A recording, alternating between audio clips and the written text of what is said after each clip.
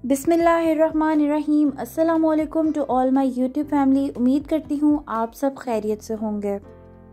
पिछले कुछ टाइम से हम लोग न्यूरो डेवलपमेंटल डिसऑर्डर्स को अकॉर्डिंग टू DSM-5 देख रहे थे, जिसमें हमारा लास्ट टॉपिक मोटर डिसऑर्डर्स का था। मोटर डिसऑर्डर्स की कैटेगरी में लास्ट टॉपिक रहता है टिक डिसऑर्डर्स का, जो कि हम आज की वीडियो में डिस्कस करेंगे। आज की हमारी वीडियो होगी टूरेट सिंड्रोम के बारे में, परसिस्टेंट क्रॉनिक मोटर और वोकल टिक डिसऑर्डर्स के बारे में, प्रोविजनल टिक डिसऑर्डर के बारे में, other specified tick disorder and unspecified tick disorders के बारे में। इनके तमाम डायग्नोस्टिक क्राइटेरियाज हम DSM-5 के मुताबिक देखेंगे और साथ साथ इनकी स्लाइड्स भी देखेंगे। मगर इस सब को करने से पहले मैं कुछ चीज़ें आपको एक्सप्लेन करूंगी ताकि आपको ये डिसऑर्डर समझने में आसानी हो, और जब आप क्राइटेरिया पढ़ें तो आपको समझने में आसानी हो जाए कि यहाँ पे हम किस चीज़ के बारे में बात कर रहे हैं। सबसे पहले तो हमें ये पता होना चाहिए कि टिक डिसऑर्डर्स होते क्या हैं। Tic disorders sudden, rapid, recurrent, non rhythmic motor movement या फिर वोकलाइजेशन होती है। अब यहाँ पे जो बात समझने वाली है वो ये है कि मोटर मूवमेंट्स एंड वोकलाइजेशन या मोटर टिक्स एंड वोकल टिक क्या होते हैं। इनको समझने के लिए मैंने आगे फर्दर एक टेबल बनाया है जिसमें मैंने उन दोनों के दरमियान डिफ्रेंशिएट किया हुआ है। इनको आपका समझना बहुत ज़रूरी है क्योंकि आगे तमाम जो डिसऑर्डर्स हम लोग टिक के बारे में पढ़ रहे हैं वो इन्हीं के ऊपर मुनहसर है। मोटर टिक्स के अंदर हमें बॉडी की मूवमेंट्स देखने में नज़र आती हैं हमारे पेशेंट के अंदर, जैसे आंख बार बार ब्लिंक करना शुरू कर देगी, जैसे शोल्डर्स ऊपर उठा के नीचे करना, उठा के नीचे करना, बार बार शोल्डर्स का झटकना जैसे कह लें ये शुरू हो जाएगा, बाजू का लरजना शुरू हो जाएगा। इस तरह की आपको जिस्मानी हरकत से रिलेटेड मूवमेंट्स नज़र आएंगी। और ये जो मूवमेंट्स हैं ये सडन होंगी, रैपिड होंगी और नॉन रिदमिक होंगी। ठीक है, अब हम बात कर लेते हैं वोकल टिक्स क्या होते हैं। वोकल जैसे आवाज़, ठीक है, आवाज़ से रिलेटेड हमें टिक्स देखने में नज़र आएंगी, यानी sudden, rapid and non rhythmic vocal voices, जो कि एकदम से पर्सन जो है वो प्रोड्यूस करना शुरू कर देगा, जैसे ठीक है, या सीटी मारने लग जाएगा, या फिर जो है वो अपने गले को साफ करेगा, या फिर कोई एक फ्रेज या एक वर्ड बार बार दोहराना शुरू कर देगा, जैसे किसी एनिमल की साउंड निकालना शुरू कर देगा, और ये उसके कंट्रोल में नहीं होंगी उस टाइम पे। जैसे ही आपको मोटर टिक्स और वोकल टिक्स के दरमियान डिफरेंस समझ आ जाएगा, आपको डायग्नोस्टिक क्राइटेरिया समझने में बहुत आसानी हो जाएगी।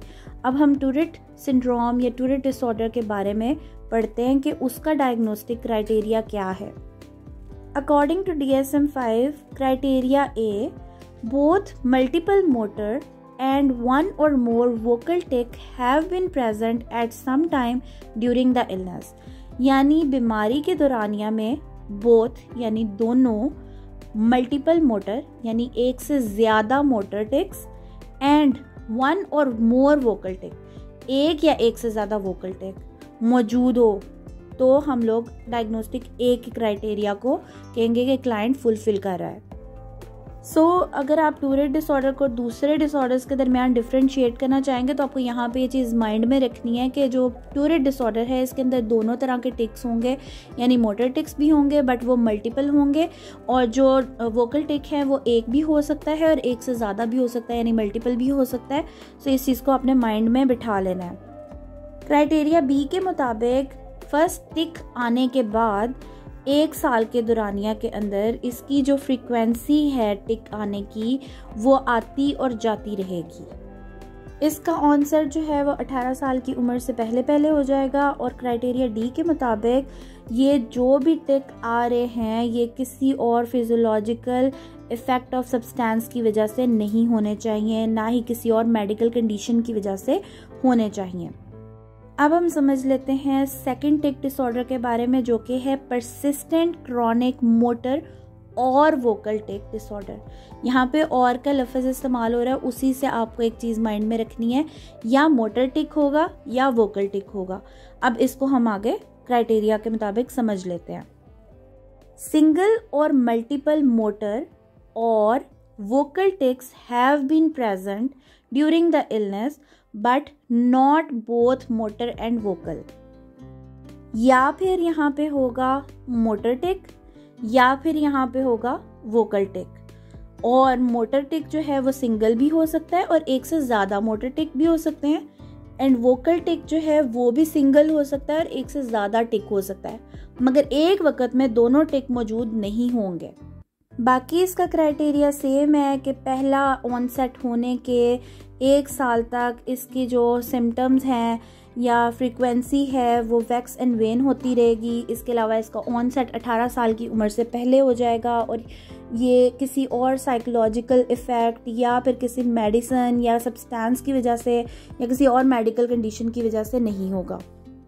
इसके अंदर 2 तरह से स्पेसिफाई करना है हम लोगों ने क्राइटेरिया को, क्योंकि यहाँ पे या तो सिर्फ मोटर टिक्स मौजूद होंगे या फिर वोकल टिक्स मौजूद होंगे, तो हम लोगों ने इसको स्पेसिफाई करना होता है कि विद मोटर टिक्स ओनली या फिर विद वोकल टिक्स ओनली। ठीक है, यहाँ पे हम जल्दी से Tourette and persistent chronic motor और वोकल टिक का जो है वो डिफरेंस देख लेते हैं।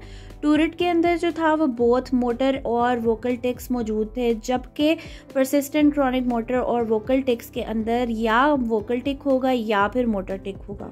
सो यही होगा और 1 साल के दुरानिया के ऑनसेट के बाद होगा। ये 2 चीज़ें जो हैं वो आपको माइंड में रखनी है। अब हम बात कर लेते हैं प्रोविजनल टिक डिसऑर्डर्स के बारे में। इसमें थोड़ा सा डिफरेंस है। पहले हम लोगों ने 1 साल के दुरानिया की बात की थी, यहाँ पे 1 साल के दुरानिया से कम अरसे की बात होगी।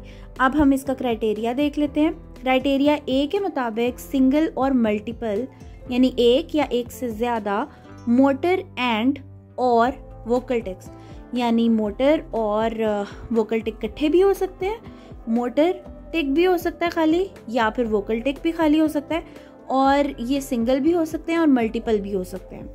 बट यहाँ पे जो मेन डिफरेंस है वो क्राइटेरिया बी के अंदर है।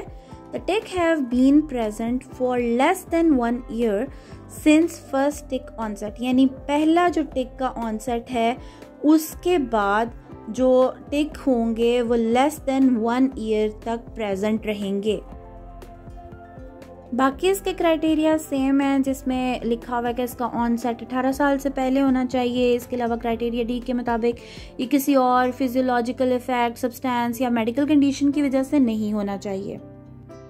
एक और क्राइटेरिया दिया हुआ है, क्राइटेरिया ई, जिसमें लिखा हुआ है criteria have never been met for Tourette disorder और परसिस्टेंट क्रॉनिक मोटर और वोकल डिसऑर्डर, यानी कि इसका जो क्राइटेरिया है ये भी देख लेना है कि कहीं टूरेट डिसऑर्डर या परसिस्टेंट क्रॉनिक मोटर डिसऑर्डर के ऊपर भी पूरा ना उतर रहा हो।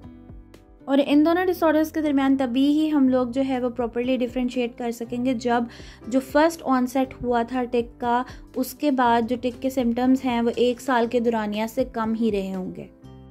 अगर हम इसके प्रेवलेंस की बात करें तो टूरेट डिसऑर्डर जो है वो रेंज करता है from 3 to 8 per 1000 in school age children, और ये डिसऑर्डर जो है वो फीमेल की निस्बत मेल के अंदर जो है ज़्यादा मौजूद होता है। अगर हम इसके डेवलपमेंट की और इसके कोर्स की बात करें तो इसका ऑनसेट जो है वो अमूमन 4 से 6 साल की उम्र में हो जाता है, और इसकी जो पीक सेवेरिटी होती है वो 10 से 12 साल की उम्र में हमें देखने में नज़र आती है। इसके साथ साथ इसकी जो सेवेरिटी है उसके अंदर अमूमन जब बच्चा एडोलेसेंस तक पहुंचता है तो कमी आ जाती है। बहुत सारे एडल्ट्स जिनको पहले टिक डिसऑर्डर था उनके अंदर बहुत सारे सिम्टम्स जो हैं वो ख़त्म हो जाते हैं, मगर एक बहुत स्मॉल परसेंटेज ऐसे लोगों की भी है जिनमें जो सेवेरिटी है वो एडल्टहुड के अंदर भी परसिस्टेंट रहती है और इनके सिम्टम्स जो हैं वो वर्स हो जाते हैं एडल्टहुड में भी जाके। अब हम इसकी कोमोर्बिडिटी की बात कर लेते हैं, यानी इस डिसऑर्डर के साथ मज़ीद हमें कौन सा ऐसा डिसऑर्डर है जो देखने में नज़र आता है। अक्सर जो टिक डिसऑर्डर्स हैं इनके साथ हमें कोई और मेडिकल या साइकेट्रिक कंडीशन भी देखने में नज़र आती है, जैसे कि ADHD and obsessive compulsive disorder. अब हम पढ़ लेते हैं अदर स्पेसिफाइड टिक डिसऑर्डर्स के बारे में। ये हम उस वक़्त पेशेंट को डायग्नोज करते हैं जब टिक डिसऑर्डर्स के जो सिम्टम्स हैं वो क्लिनिकली सिग्निफिकेंट डिस्ट्रेस पैदा कर रहे होते हैं, इम्पेयरमेंट के पैदा कर रहे होते हैं पर्सन की सोशल, ऑक्यूपेशनल या फिर दूसरे इंपॉर्टेंट एरियाज़ में, मगर फुल क्राइटेरिया जो है वो मीट ही नहीं कर रहा होता किसी भी टिक डिसऑर्डर का। और जो ये अदर स्पेसिफाइड टिक डिसऑर्डर्स हैं, इनके लिए क्लिनिशियन कोई ना कोई जो है वो स्पेसिफिक रीज़न बता देते हैं जो कि इस चीज़ को प्रेजेंट कर रहे होते हैं कि ये क्राइटेरिया जो है वो क्यों पूरा नहीं हो रहा। जैसे मिसाल के तौर पर वो कह दें कि सिम्टम्स तो आ रहे हैं मगर 18 साल के बाद जो है ये सिम्टम्स जो हैं वो पेशेंट के अंदर देखने में नज़र आए हैं। नेक्स्ट कैटेगरी जो टिक डिसऑर्डर की है वो हमारे पास है अनस्पेसिफाइड टिक डिसऑर्डर की, जिसके अंदर टिक डिसऑर्डर के सिम्टम्स भी आ रहे हैं, क्लिनिकली सिग्निफिकेंट डिस्ट्रेस भी और इम्पेयरमेंट भी पैदा हो रही है, पर्सन की सोशल, ऑक्यूपेशनल और other important areas of functioning में प्रॉब्लम भी आ रही है, मगर जो है वो फुल क्राइटेरिया मीट नहीं कर रहा टिक डिसऑर्डर्स का। लेकिन यहाँ पे जो क्लिनिशियन है उनके पास कोई स्पेसिफिक रीज़न नहीं है कि क्यों वो टिक डिसऑर्डर डायग्नोज कर रहे हैं। सो ये अनस्पेसिफाइड टिक डिसऑर्डर है। सो स्पेसिफाइड और अनस्पेसिफाइड के अंदर डिफरेंस भी यही है कि स्पेसिफाइड के अंदर क्लिनिशियन के पास कोई रीज़न होगा, जबकि अनस्पेसिफाइड के अंदर जो है वो क्लिनिशियन के पास कोई स्पेसिफिक रीज़न नहीं होगा, क्योंकि उनके पास जो इन्फॉर्मेशन आएगी वो इनसफिशेंट होगी। आई होप आपको आज की वीडियो समझ आ गई होगी, और अगर कोई भी आपको प्रॉब्लम होती है या आपको डिफरेंस करना नहीं आ रहा इन तमाम टिक डिसऑर्डर्स के अंदर या कोई मसला आ रहा है तो आप कमेंट करके मुझसे पूछ सकते हैं। अगली वीडियो तक के लिए अल्लाह हाफ़िज़।